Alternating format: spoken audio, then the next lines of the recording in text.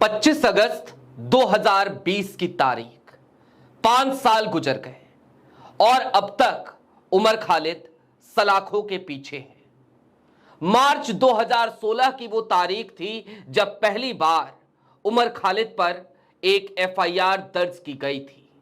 वो दिन और आज का दिन और खास तौर पर 25 अगस्त 2020 से लेके आज तक का दिन, उमर खालिद के खिलाफ ट्रायल शुरू नहीं हुआ, लेकिन हर बार जब कभी भी जमानत याचिका उमर खालिद की लगाई जाती है तो वो याचिका रद्द कर दी जाती है। 5 साल किसी छात्र के लिए कितने महत्वपूर्ण होते हैं, 5 साल किसी युवा के लिए कितने महत्वपूर्ण होते हैं, लेकिन 5 सालों से उमर खालिद सलाखों के पीछे है। गुनाह क्या है ये तब पता चलेगा जब ट्रायल होगा। अभी जो कुछ भी है आरोप है, लेकिन उन आरोपों के मद्देनजर हर दिन काल कोठरी में इंतजार कर रहा है उमर खालिद। आज बात उमर खालिद की ही करेंगे। नमस्कार, मैं स्वप्निल और आप मुद्दा देख रहे हैं। दोस्तों, आगे बढ़े उससे पहले एक छोटी सी अपील है। मुद्दा इन दिनों उन तमाम आवाजों की तरह ही परेशान है जिन आवाजों में सत्ता से सवाल पूछने की कुव्वत अब तक जिंदा है। हमारे मेन बैंक अकाउंट बीते कई महीनों से फ्रीज चल रहे हैं।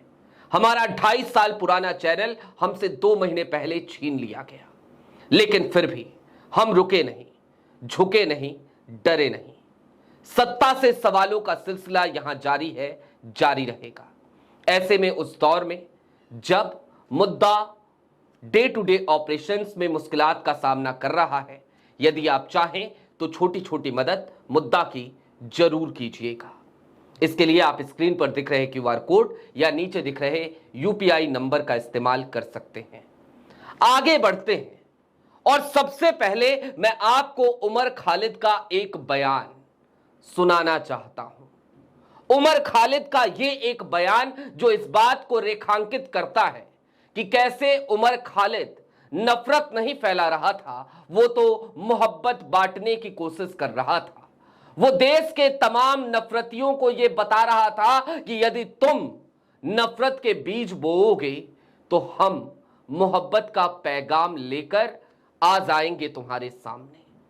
क्या कहा था उमर खालिद ने, सुनिए पहले। हम हिंसा का जवाब हिंसा से नहीं देंगे, हम नफरत का जवाब नफरत से नहीं देंगे। अगर वो नफरतें फैलाएंगे तो हम उसका जवाब प्यार से देंगे। अगर वो डंडा चलाएंगे तो हम तिरंगा उठा के लहराएंगे। अगर वो गोली चलाएंगे तो हम संविधान को हर मेरे अपने हाथ को बुलंद करेंगे। अगर वो जेल में डालेंगे तो सारे जहां से अच्छा हिंदुस्तान हमारा, गाते गाते हम हंसते हंसते जेल चले जाएंगे, लेकिन इस देश को आपको बर्बाद करने नहीं देंगे।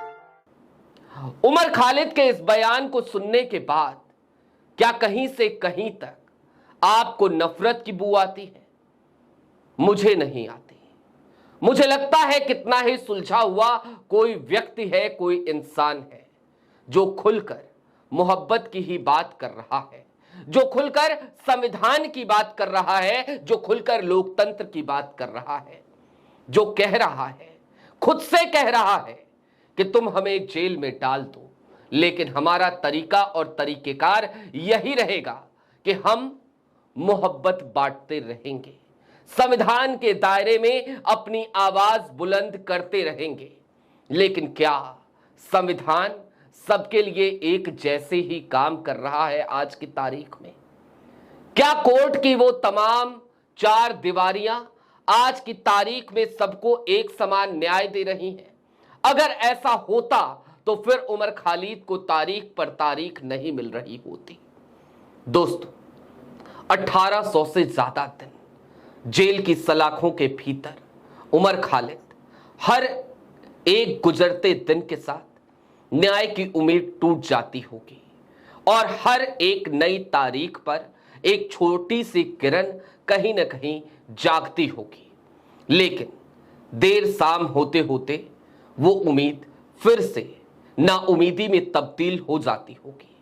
उमर खालिद के ही साथ सिर्फ ऐसा नहीं हो रहा है, बल्कि जो कुछ उमर खालिद के साथ हो रहा है वो हम सब की उम्मीदों को भी तोड़ता हुआ नजर आता है।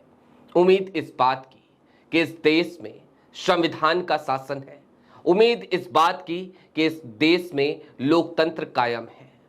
मैं फिर इस बात को दोहरा देना चाहता हूं कि अभी फिलवक्त उमर खालिद पर जो कुछ भी है वो आरोप है।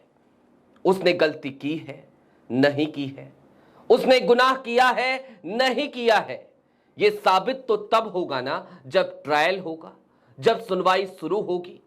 लेकिन अभी तो आरोपों के आधार पर ही लगातार एक लंबी सजा उमर खालिद काट चुका है।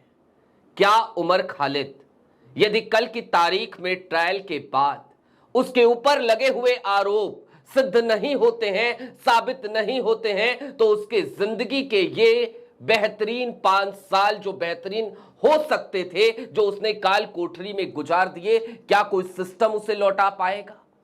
क्या ये देश उमर खालिद से उस वक्त पे माफी मांग पाएगा?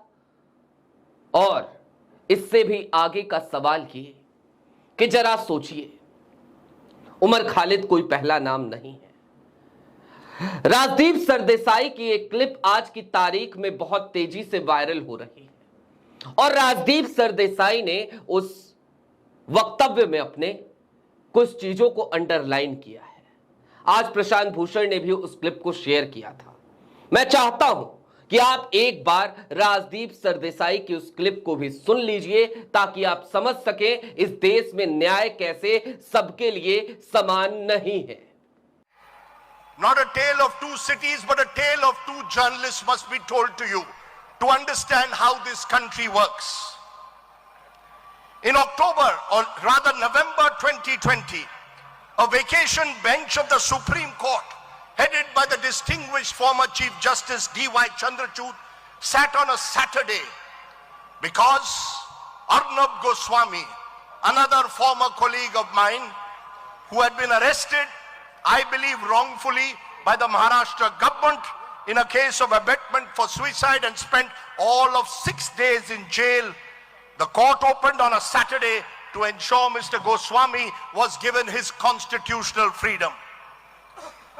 Mr. Chandrachud spoke of liberty at the time. Mr. Goswami had rightly demanded justice as each and every citizen does. The court delivered by granting him bail and his freedom. Well done, I say to the court. But then turn to the case of another journalist, Siddiq Kappan, arrested a month earlier in October 2020 while he was on his way to Hathras to report on the gang rape and death of a 19-year-old Dalit girl. At the time of his arrest, he was working with the Malayalam news portal, was the secretary of the Kerala Union of Working Journalists. Arrested on 2 charges, UAPA and PMLA. He was granted bail in the UAPA case in September 2022, finally released on bail only in February 2023, more than 2 years since his original arrest. सुना आपने, जिक्र D Y Chandrachud साहब का था और जिक्र अर्नब गोस्वामी और सिद्दीक कप्पन का था। एक तरफ अर्नब गोस्वामी के लिए आनन फानन में सुप्रीम कोर्ट की एक बेंच बैठती है, स्पेशल बेंच बैठती है, छुट्टी के दिन बैठती है और अर्नब गोस्वामी को जमानत मिल जाती है। लेकिन दूसरी तरफ सिद्दीक कप्पन के साथ क्या हुआ था आप सबको याद होगा। राजदीप ने भी उस बात को अंडरलाइन किया। केरल का एक पत्रकार, दक्षिण भारत का एक पत्रकार, वो निकलता है हाथरस के लिए, हाथरस की घटना को कवर करने के लिए। यूएपीए की धाराओं के तहत उसे सलाखों के पीछे भेज दिया जाता है और वो 2 सालों तक लगातार जमानत का इंतजार करता है। सिद्दीक कप्पन की ये कहानी या फिर कि उमर खालिद की ये कहानी या फिर कि सरजल इमाम की ये कहानी इस बात की बानगी है कि इस देश में न्याय सबके लिए समान नहीं है।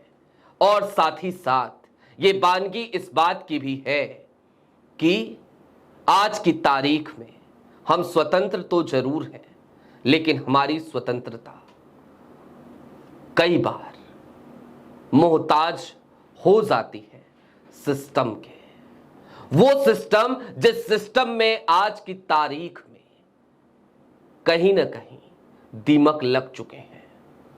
दोस्तों, आज बस एक अपील आपसे करना चाहता हूं, अपने आसपास में आंखें खोल कर रखिएगा, कहीं कोई नया उमर खालिद ना पैदा हो जाए, क्योंकि इस देश में उमर खालिद जैसे नौजवानों की जरूरत अब रही नहीं। शहीद आजम भगत सिंह ने अपने अंतिम खत में कुछ पंक्तियां लिखी थी। उन्होंने लिखा था, उसे यह फिक्र है हरदम नया तर्जे जफा क्या है, हमें यह शौक है देखें सितम की इंतहा क्या है।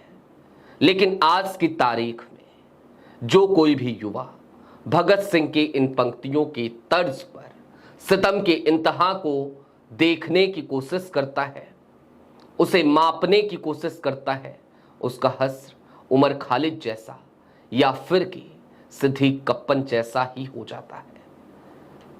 हम उम्मीद करते हैं कि न्याय उमर खालिद को जल्द मिले। हम उम्मीद करते हैं कि उमर खालिद, जिसके 1800 से ज्यादा दिन काल कोठरी में गुजर चुके हैं, उसे कम से कम इस देश की न्यायपालिका से जितनी जल्दी हो सके राहत तो मिले। लेकिन आज ये उम्मीद फिलहाल तो टूट गई है। बहरहाल चलते चलते फिर वही अपील। मुद्दा इन दिनों एक आर्थिक संकट से जूझ रहा है। यदि आप चाहें, यदि आप सक्षम हो, तो छोटी छोटी मदद मुद्दा की जरूर कीजिएगा। और इसके साथ ही साथ यदि आप चैनल पर नए हो तो सब्सक्राइब करते हुए जरूर जाइएगा। शुक्रिया।